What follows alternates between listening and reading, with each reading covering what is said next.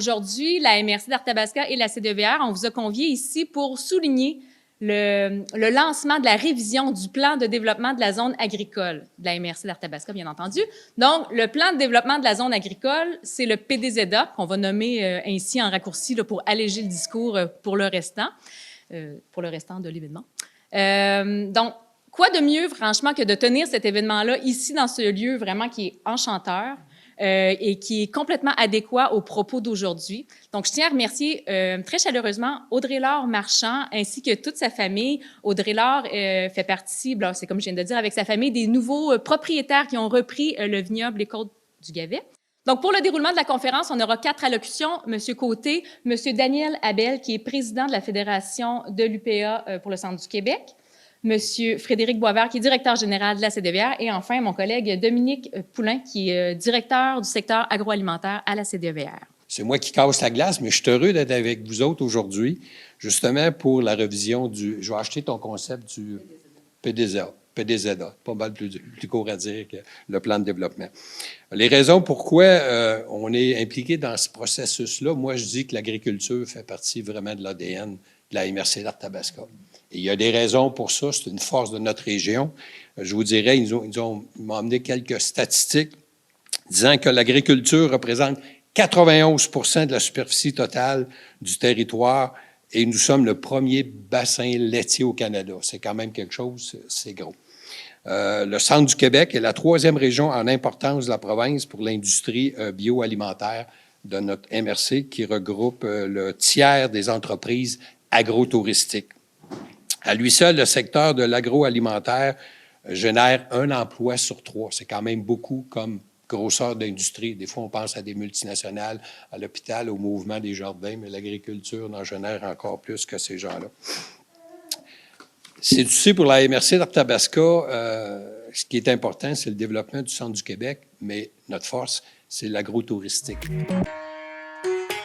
Au cours des 10 dernières années, il faut savoir que la valeur des terres agricoles a augmenté de 14 sur une moyenne des 10 dernières années, 14 d'augmentation de la valeur des terres au centre du Québec. Il faut savoir aussi qu'au niveau provincial, il y a 52 des transferts de propriété de l'eau se font aux mains de personnes qui sont non exploitants.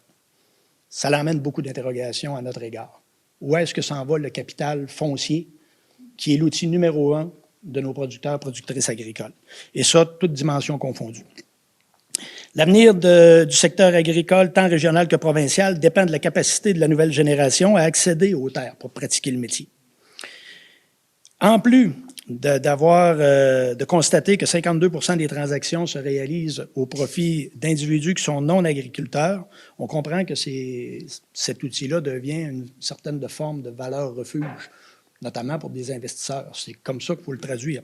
Et à ça, on doit additionner aussi le phénomène qu'on voit poindre à l'horizon, qui est celui de la course au crédit carbone, qui va être un élément de plus à considérer dans la dynamique du PDZA. Alors, c'est une difficulté financière, certes, mais qui prend une tournure sociétale en ce qui a trait à la capacité du territoire de nourrir sa population.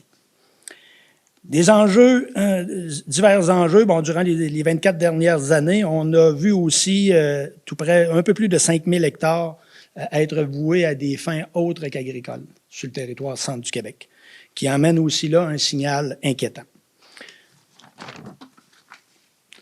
Toujours dans dans une dynamique d'intervention ou d'objectifs à tenir en compte, la révision du plan de développement de la zone agricole doit renforcer des mesures de protection des terres tout en évitant leur conversion à des fins autres qu'agricoles. Et ça, là, c'est entre nous qu'on est capable d'établir ces premiers paramètres-là, à savoir qu'est-ce qu'on se donne comme outil pour convenir de si on va de l'avant avec ou non une mise en cause des terres agricoles, notamment les terres en culture. De tenir en compte, bien entendu, des changements climatiques et finalement de favoriser le développement de la biodiversité de la région sans empiéter sur les terres agricoles ou sans contrevenir à leurs activités. Alors, c'est tous des éléments qui, à mon avis, pourront prendre racine à travers le PDZA. Et encore une fois, je peux vous assurer de l'entière collaboration des gens du secteur agricole à la révision de cet exercice-là. On a une planification stratégique à la CDVR puis je veux vous le partager rapidement. On a 2 objectifs clés qui touchent le monde agricole. 1, le reprenariat. On se le dira jamais assez. C'est difficile, le reprenariat, dans les entreprises manufacturières. C'est encore bien plus difficile dans les fermes, on le sait. Donc, ça, c'est le premier enjeu. On est là pour vous épauler là-dedans, puis développer, puis vous assister, vous accompagner. Deuxième, c'est l'agrotourisme qu'on s'est donné comme objectif pour la planif stratégique 2023-2025. Donc, l'agrotourisme, il n'y a pas de région au Québec, il n'y a pas de MRC au Québec qui a autant de produits du terroir que nous l'avons. Puis la preuve, le succès des balades gourmandes avec Sandra qui fait toujours un excellent job. Puis on voyait récemment un article dans Le Devoir qui mettait en relief toute la beauté de la MRC. On n'a pas ça, mais le truc, c'est qu'on a beaucoup de produits, mais où sont les restaurants qui vont développer les produits du terroir? On ne l'a pas encore. On produit beaucoup, mais est-ce qu'on transforme sinon? Moi, c'est toutes des choses qui m'interpellent puis qui me laissent à réfléchir sur les grands défis du PDZA. Ça va être quoi notre nouveau plan? Où est-ce qu'on va aller? Bref, on doit aussi souligner le rôle important des CTT. Le CETAB, qui est tout à fait présent dans le domaine de l'innovation, tout ça, le CISA, l'INAB. On a des joyaux en termes d'institutions qui peuvent nous aider au niveau de l'innovation, la recherche. C'est fondamental. On a vraiment des belles cartes à jouer.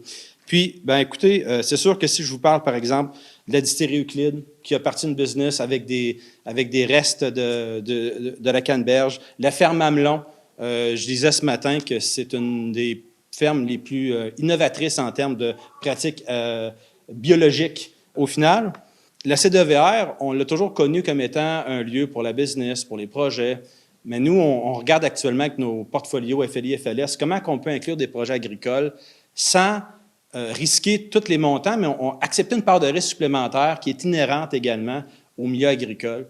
Puis la dernière chose que je veux vous dire, c'est qu'actuellement, on le sait, le président régional en fait allusion, on rentre dans un contexte économique qui est difficile. Ça crée beaucoup de spéculation. La terre demeure une valeur refuge. Alors, on a des terres en friche également qui pourraient être valorisées, mais qui sont actuellement possédées par des Montréalais, par des gens de l'Asie. Ça doit faire partie aussi de la réflexion, à savoir qu'est-ce qu'on se donne comme priorité puis comme plan pour réaccaparer ces terres-là puis les développer.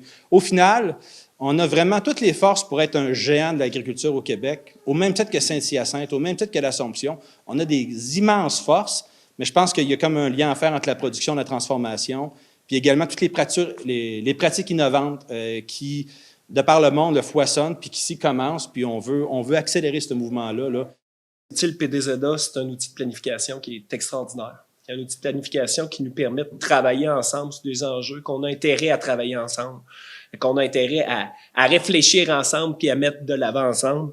Je ramène à son adoption en avril 2016, justement, la MRC a fait naître la première étape, la première naissance du PDZA.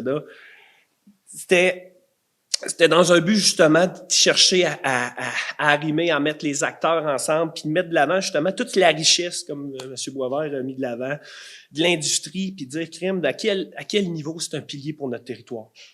Donc, on a été mandaté, la CDVR, pour coordonner les grandes orientations. On a mis en place un comité fait je vois Éric, je vois Donald, des gens du milieu, pour mettre en place des actions qui ont été porteuses pour le territoire. On n'a qu'à penser au niveau régional à la mise en place de l'artère qui aide à faire des liens entre la relève et des gens qui n'ont pas nécessairement des décédants. Qu'on parle au projet d'Artère-Récolte qu'on coordonne depuis quelques années, qui est un beau modèle avec la sécurité alimentaire. On a travaillé beaucoup avec les politiques bioalimentaire, à mettre de l'avant l'achat local, que ce soit versus les rendez-vous gourmands, que ce soit avec l'identifiant régional Centre du Québec, Goûtez-y. On a travaillé également à des projets, je regarde le CISA avec le Cégep de Victoriaville sur l'approvisionnement institutionnel. Faut voir, c'est des petits exemples de qu'est-ce qu'on a fait depuis 2016, mais c'est surtout comment qu'on l'a fait. Donc, afin de rallier tout le monde à cette démarche de révision, puis pour se doter d'une identité forte et rassembleuse, on a travaillé avec l'accompagnement de la Chancewell, une entreprise de Victoriaville, une image de marque pour le PDZA de la MRC d'Arthabasca. La voici en grande primeur. L'agriculture, c'est la nourriture de tout le monde. Les agriculteurs et les agricultrices façonnent notre terroir et notre territoire. Les citoyens et citoyennes ont aussi leur rôle à jouer. Par nos choix, nos valeurs et nos idéaux, faisons fructifier ensemble l'agriculture de demain. Dans la MRC d'Arthabasca, On a à cœur notre milieu agricole. Joignez-vous à nous. Cette vidéo, dans le fond l'image de marque du PDZA. On le voyait le logo à la fin. Ce qu'on souhaite, c'est un peu ça. C'est de rappeler que les enjeux qui nous concernent, l'agriculture, sont transversales, sont complexes. Ça concerne l'aménagement, l'occupation de nos territoires. Ça définit notre identité puis notre rapport avec ce territoire-là à travers le temps. Puis par nos choix et nos valeurs, se nourrir est un acte agricole. Fait que c'est l'axe de se nourrir. C'est pour cette raison que nous proposons à l'ensemble des citoyens. Aujourd'hui, ce qu'on veut, c'est un appel à tous à participer, citoyens, mangeurs, entrepreneurs, agriculteurs, transformateurs, les représentants municipaux et communautaires. C'est une occasion de participer à la démarche en proposant 3 dates et 3 lieux sur le territoire pour venir échanger et définir ensemble un milieu agricole à la hauteur de nos aspirations. Donc, aujourd'hui, ce qu'on souhaite, c'est inviter la population en grand nombre à l'une de ces 3 consultations-là. On parle du 14 novembre de 18h30 à 21h30 à l'érablière Yves-Alou à Sainte-Hélène-de-Chester. Le 30 novembre de 1h à 16h au centre multifonctionnel à l'église de Saint-Samuel, au 143 rue de l'église, mais au centre multifonctionnel. Puis le 12 décembre de 9h30 à 12h30 au pavillon général Maurice-Barry à Saint-Albert. Donc, tous les détails pour l'inscription, ça va être à l'adresse cdeva.ca/PDZA.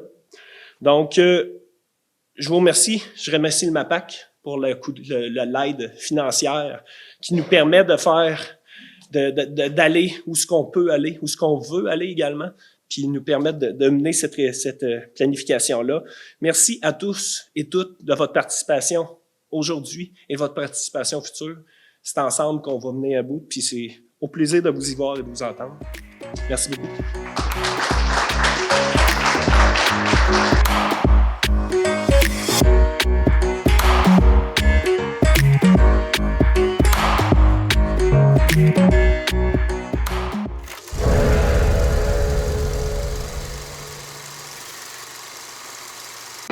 Ici, on fait bouger les choses.